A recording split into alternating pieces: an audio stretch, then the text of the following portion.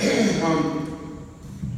should, by way of introduction, Max Menzel's no lightweight.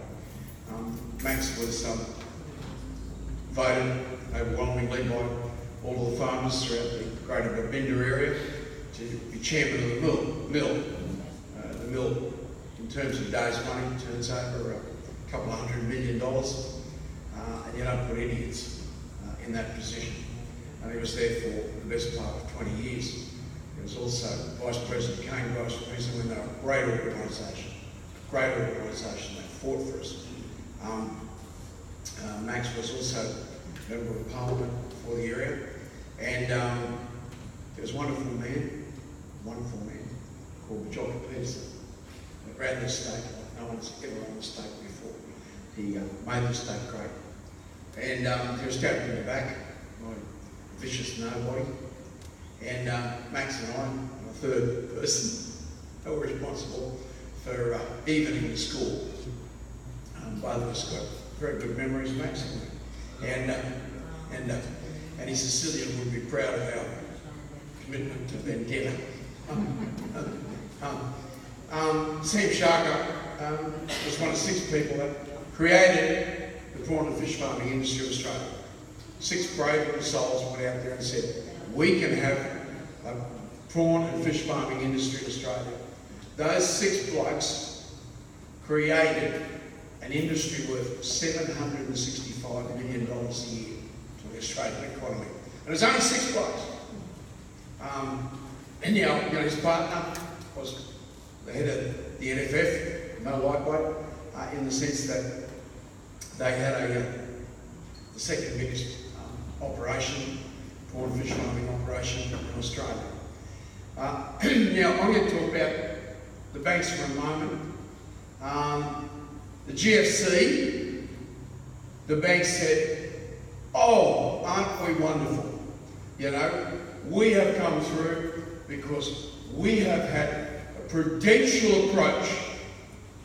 Excuse my language, ladies, you lying bastards. The only reason you came through, and the American banks didn't, was because in America, the homeowner gets a fair go, right? If the bank sells your house from under you, you leave with no debt. They get the house, you've obviously put a lot of money in the house, you've lost that. But the bank, when it sells that house, almost invariably will lose money. So, a bad mistake, this house has been bought by a bloke that can't afford the repayments, the banks share the pain. Over here, the banks don't share any pain. And it's called non-recourse lending. In America, they have non-recourse lending. Jingle mail, can't make the repayments. Here's the keys, Mr. Bank. See you later, alligator. I'm gone. Here, the bank says, I got you a number, I got the whip, I'll keep it to your banks. Until the day that you die, you will carry that debt. And that debt will increase every year until the day you die. So once they're congratulating themselves, what they should actually be congratulating themselves is that they own the government of Australia. The government of Australia has guaranteed, how many businesses in Australia have an absolute government guarantee? And that very great Australian, Alan Jones, hits this point every time. You are the only government guaranteed business in this country. Everything else has been flogged off and privatised, so government doesn't own any businesses. But we, taxpayers, the long-suffering taxpayers, we have committed ourselves to always meeting the bank's indebtedness. Now, isn't that wonderful? I told my wife, if you've got any money to invest in banks. It's government guaranteed. It's government guaranteed. Well, what do we get for that? I think it's probably 100 cases on our books in our office. And God has gifted me with one of the greatest negotiators, easily the greatest negotiator I've ever worked with in my life, in Anne Pleasure, a little Normanton girl. half-sister was policy director for Swan Road. And that GFC, well, they spent the money. We know they spent the money extremely badly, but if they'd given that money to responsible people, the responsible people wouldn't have spent it. You had to give it to irresponsible people. So they spent it. And that's the whole idea of beating the depression, is you've got to get the money out there real quick. Now let me turn to where we're at. God has been good, and I don't know, a new member for wanted to say hello to you, from Townsville. So my remarks against the major parties are not directed at her. She has not been there, right? It would be very unfair to criticise. Except for George Christian on the issue of ethanol. No one has crossed the floor in 16 years.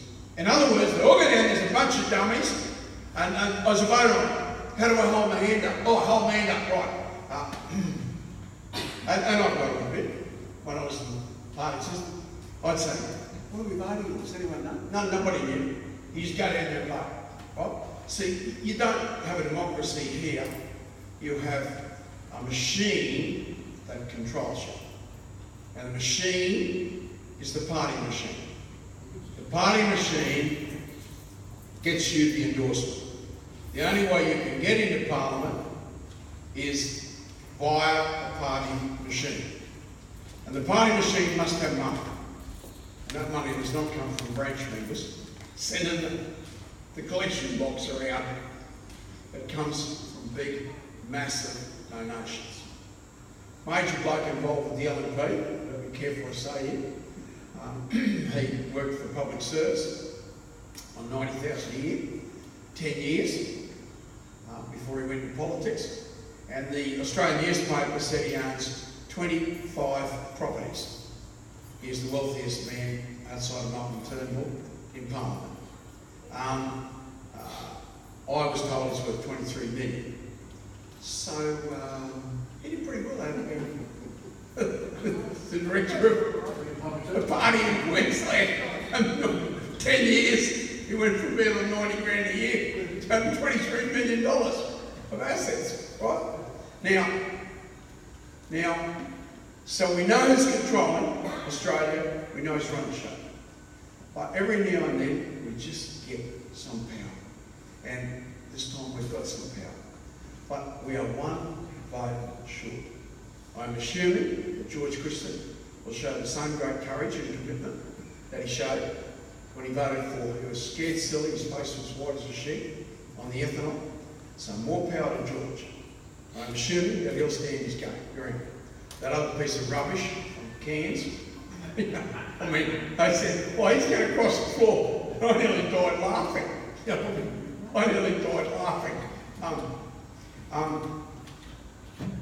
We just need one vote to get that Royal Commission.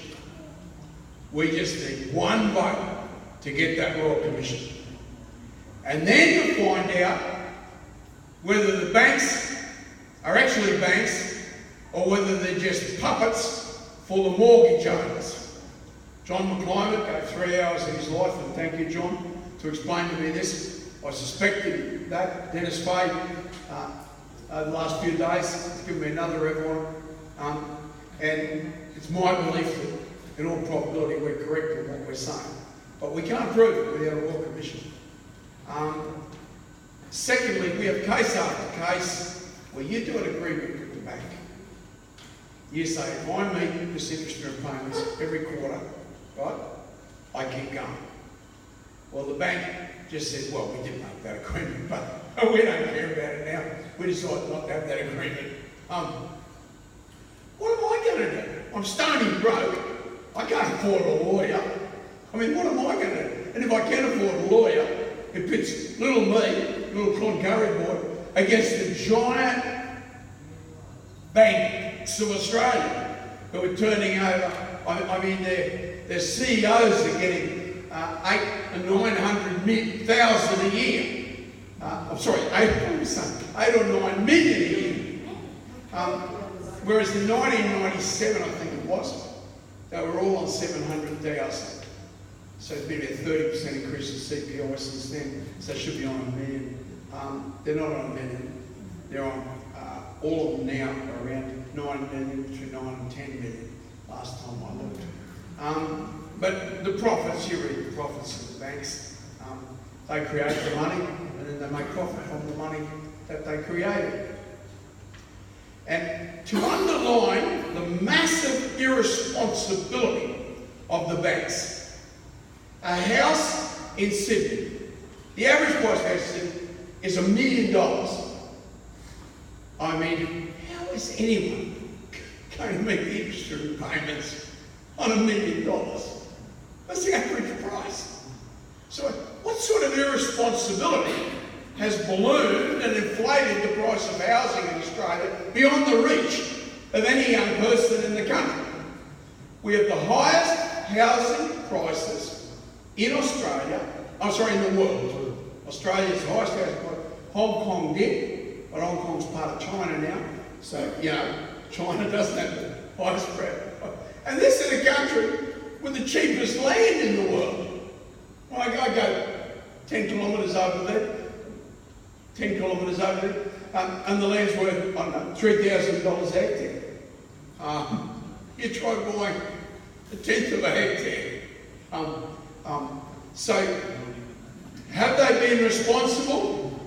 I mean, they are as powerful as the government. So how is the government and the banks run this country?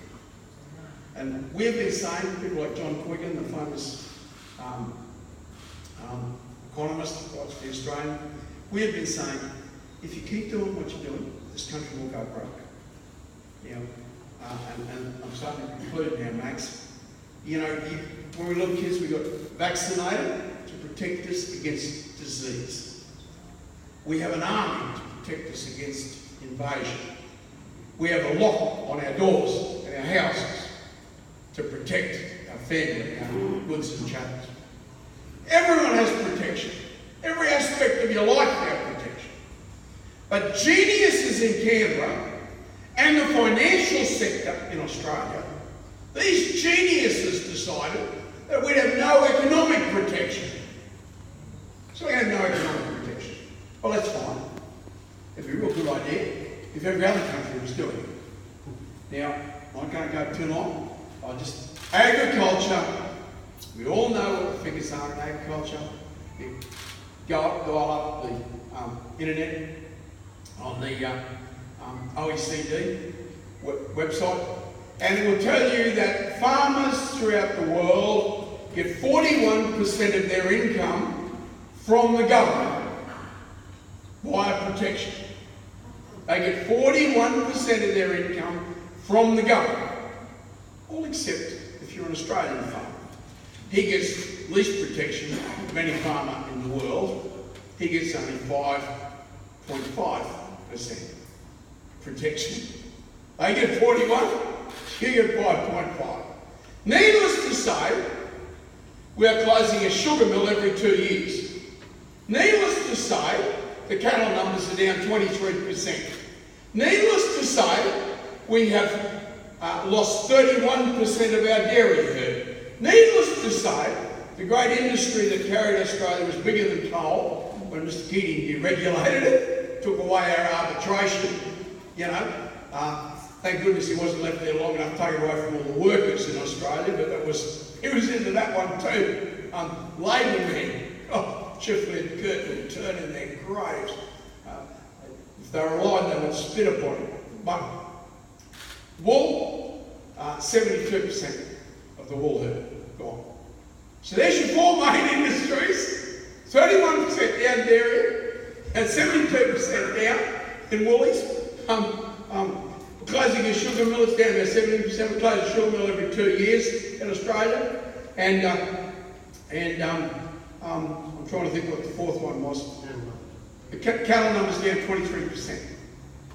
Now, we're North Queenslanders. We know it'll be at least 10 years before we pull the North Queensland herd up to where we were. That 23% was before the live cattle decision. and before the drought. So, you know, for us in North Queensland, it's a hell of a lot worse, 23%. But it will take us at least 10 years to build our numbers up in North Queensland, and just in time for the next drought. Right. So in summary, these geniuses that are running our country, I got the monthly economic statement. Would you believe I left it in Cairns? Because I love to pass it around to you. I hope my memory's good on this. The trade figures, we had a deficit of 3 billion 3 years ago. And, you know, the LNP say we're the responsible people, and the ALP are the responsible people. Well, these are the responsible people. And they may be well true. They might be a little bit more responsible than the ALP on economic matters. They might be. But this is the responsible model. 3 billion, it is now 40 billion. I repeat that. It was 3 billion, it is now 40 billion. The current account deficit has doubled. I just, when you take down those figures, just be careful because I haven't got it with me. But this one I have got, that is definitely right. The national debt. You'll notice there was no talk in this campaign about the debt. And you would have thought, well, the ALP didn't go it. And the Liberals always have to go at the ALP debt. But both of them kept their mouths well and truly shut. The reason for that is the nation's debt 3 years ago was 750 billion. It is now 1,006 billion. It's gone up 50% in 3 years. And it's going up at an increasing rate. So you can actually now put a time frame on when Standard & Poor's, Moody's, all those people just say no more. And I don't think the Prime Minister would criticise me for saying in my discussions with him, he said, I've got to be very careful because of our credit ratings. Very, very careful indeed of our credit ratings. I think he's more than well aware of just how the serious nature of the situation. So these geniuses that have run the finance of Australia, the banks, this is what you've brought us to. These geniuses in the ALP and the LNP that have told us that free markets, removing protection, will give us cheap motor cars. Cost of motor car, by the way, since they started this program, has gone up 300%. You know, these geniuses have destroyed every industry in this country. And here's where we're at. You now have, by the end of next year, the last motor vehicle plant will close. When it closes, 72% of all manufacturing that is left ceases in this country. It's gone. So this is not a manufacturing country. In the OECD countries, they have elaborately transformed column. We get nothing in that column. I mean, we really will no longer sort of be an OECD country. We have no manufacturing. In agriculture, I'll give you the figures on agriculture. And they said, oh, well, there's things like education. The universities, and this comes from one of the 3 top people in universities in Australia. He said, if the universities stop being visa shops, they bring 300,000 people a year in this country, and they stay here. You'll never get them out. I say, if they stop being a visa shop, you'll close more than half the universities in Australia. He said, is that your opinion? He said, there's 2 reports from universities in Australia. So all that so-called education is selling visas. Now we have nothing to sell. All we've got left was iron ore and coal. 150 billion exports of iron ore and coal. And the next one down is gold or beef. They're about 9 billion. 150 billion of those, they're both, excuse my language, ladies, they're both gone. So I mean, well, you want to buy everything from overseas, where are you going to get the money to buy it? Where are you going to get the money to buy it? Well, we know how to get the money to buy it. They're selling the farm. Every day they're selling the farm. Thank you very much. We're very, very honoured to be able to talk to you today. We are determined to get that Royal Commission. We are determined to get that Royal Commission. and God bless everybody who supports us, and may the people that do not vote for it, may they be spat at. Before I'm giving the lady priority over Senator Cullinan, he's going to announce the draft